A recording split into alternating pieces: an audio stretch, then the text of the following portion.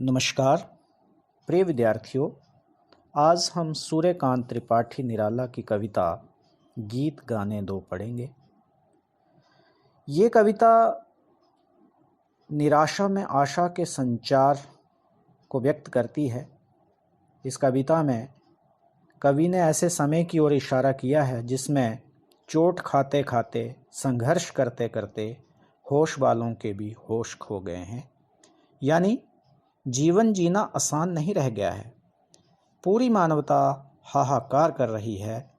लगता है पृथ्वी की लौ बुझ गई है।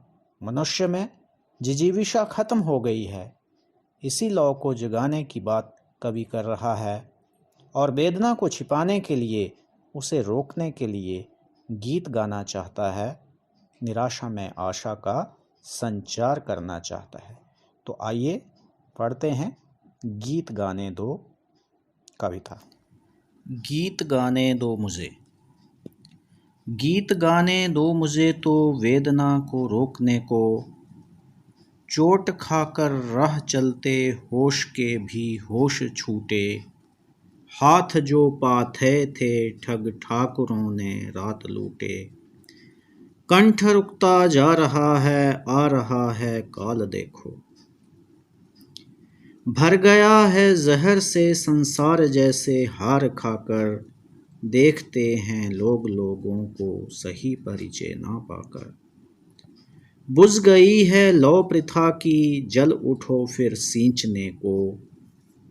गीत गाने दो मुझे तो वेदना को रोकने को। प्रिय विद्यार्थियों, पहले हम कुछ कठिन शब्दों के अर्थ देख लेते हैं। वेदना का अर्थ होता है पीड़ा।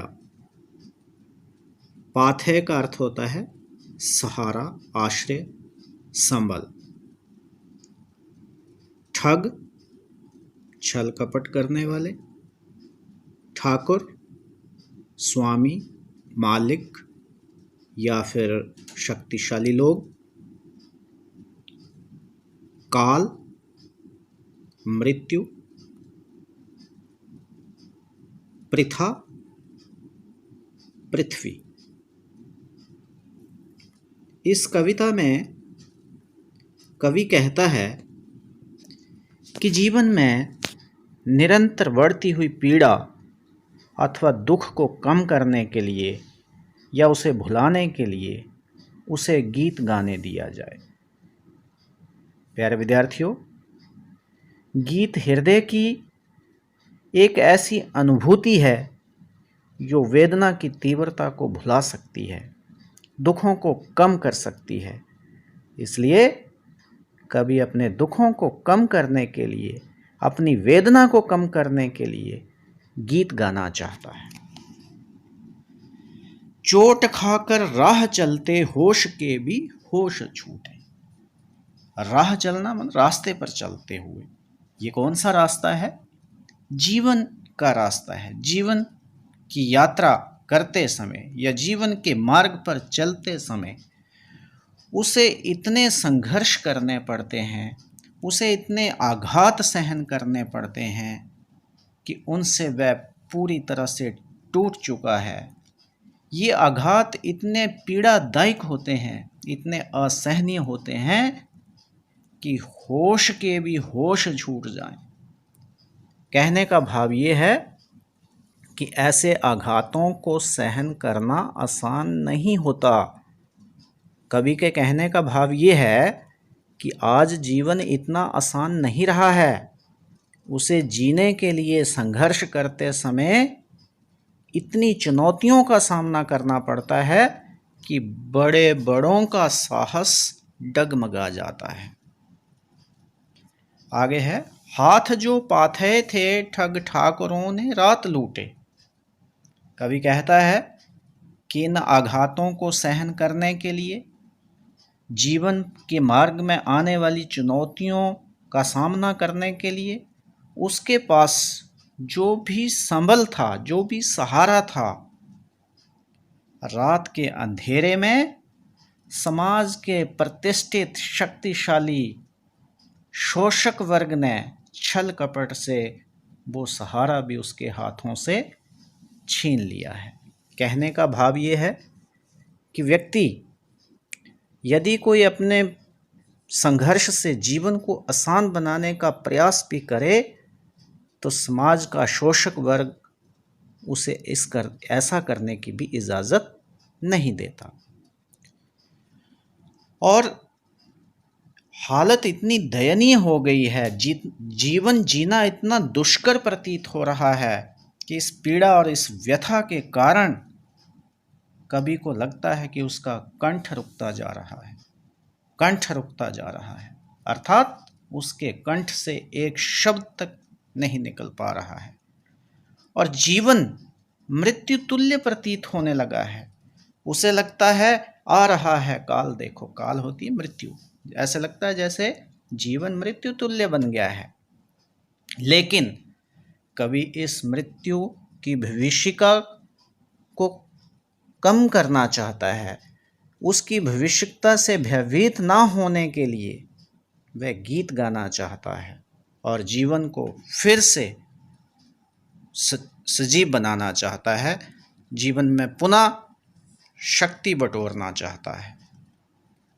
आगे है, भर गया है जहर से संसार जैसे हार खाकर। कवि को लगता है कि आज संसार में चारों तरफ जहर फैला हुआ है। प्रिय विद्यार्थियों, ये सांकेतिक अर्थ है, मनुष्य में कहीं भी सहानुभूति, करुणा, उदारता, सहयोग या परोपकार की मानवीय भावनाएं दिखाई नहीं देती हैं। चारों तरफ लूटपाट, छीना झपटी, शोषण, अत्याचार है। इन्हीं अवगुणों को कवि ने जहर कहा है और इनका इतना दबदबा है कि ये पूरे संसार को इसने अपने चपेट में ले लिया है। लोग इतने स्वार्थी हो चुके हैं कि सीधे मुंह किसी से कोई बात नहीं करता। वे परस्पर एक दूसरे को ऐसे देखते हैं जैसे मान लो वे एक दूसरे को जानते तक नहीं। आज सारी मानवता हाहाकार कर रही है। लगता है कि पृथ्वी से एकता, समता, सहानुभूति, प्रेम, परोपकार आदि की लौ तो पूरी तरह से बुझ गई है। मनुष्य की दयनीय स्थिति को देखकर लगता है कि आज धरती पर लोगों में जीने की भावना समाप्त होती जा रही है। लेकिन कवि को लगता है कि ऐसे समय में धरती पर जिजीविषा की लौ को जलाने के लिए उसे स्वयं अपने आप को जलाना होगा, अर्थात वह अपने हृदय से, अपने हृदय की अनुभूतियों से ऐसा गीत गाना चाहता है जिससे संसार में फैली हुई निराशा समाप्त हो जाए और पुनः आशा का संचार हो सके। तो ये कविता निराशा में आशा के संचार को बढ़ावा देती है, जीवन में जिजीविषा उत्पन्न करने का संदेश देती है। अब हम इसका काव्य सौंदर्य देखते हैं। पहले बिंदु में हम देखें तो यहाँ एक तरफ तो पीड़ा की अधिकता और मृत्यु की निकटता के अनुभव को इस गीत के माध्यम से व्यक्त किया गया है, जबकि अंतिम पद्यांश में कवि ने निराशा में आशा का संचार करने का प्रयास किया है और मनुष्य में जिजीविषा की भावना को उत्पन्न करने की कोशिश की है। वेदना छायावादी कवियों की एक अपनी विशेषता है। तो गीत गाकर वेदना भुलाने की बात इस कविता में की गई है। अलंकार की दृष्टि से देखें तो पहले ही दो शब्द गीत गाने, इसी तरह ठग ठाकुरों और लोग लोगों में अनुप्रास अलंकार का प्रयोग हुआ है। इसी तरह होश के भी होश छूटे, ये एक बड़ी ही सुंदर अभिव्यक्ति है इसमें हम अतिशयोक्ति अलंकार मान सकते हैं। इसी तरह भाषा की दृष्टि से कविता में मुहावरों का प्रयोग भी हुआ है। जैसे देखते हैं लोग लोगों को सही परिचय ना पाकर, तो ये एक मुहावरा है, सीधे मुंह बात ना करना। तो भाषा मुहावरेदार है। इसी तरह से भाषा सरल है और प्रभावशाली खड़ी बोली का प्रयोग यहाँ हुआ है। प्रिय विद्यार्थियों, ये कविता गीत की तरह है और इसमें संगीतात्मकता और लयात्मकता भी है। आप देखें शब्द लय भी मिला रहे हैं। छूटे, लूटे, खाकर, पाकर, ये लयात्मक शब्द हैं। इसी तरह से पहली पंक्ति के साथ भी लय मिल रही है। वेदना को रोकने को, इसके साथ आ रहा है काल देखो, और दूसरे पद्यांश का जल उठो फिर सींचने को। तो ये लयात्मकता इसमें विद्यमान है। कविता में छायावादी शैली का प्रयोग हुआ है। मैं आशा करता हूँ कि आपको ये कविता समझने में अवश्य मदद मिली होगी। धन्यवाद।